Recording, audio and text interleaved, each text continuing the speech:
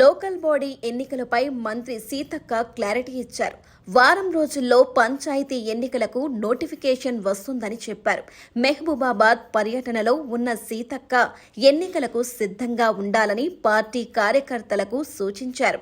2-3 రోజుల్లో రైతులకు రైతు భరోసా డబ్బులిస్తామని చెప్పారు.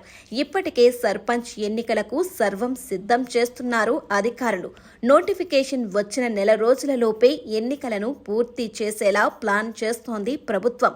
గ్రామ పంచాయతీల పాలక వర్గాల గడువు గతేడాది ఫిబ్రవరిలోనే ముగియగా దాదాపు ఏడాదిన్నరగా ఎన్నికలు జరగకపోవడంతో కేంద్రం నుంచి వచ్చే 15వ ఆర్థిక సంఘం నిధులు 1600 కోట్లకు పైగా ఆగిపోయాయి. పాలక వర్గాలు ఎన్నికైతేనే ఈ నిధులు వస్తాయి.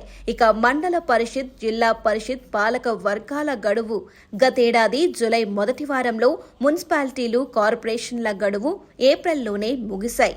ముఖ్యంగా సర్పంచ్, ఎంపీటీసీ, జడ్పీటీసీ, ఎంపీపీ లాంటి పదవులు దక్కితే పార్టీ మరింత బలపడుతుందని కాంగ్రెస్ పెద్దలు భావిస్తున్నారు.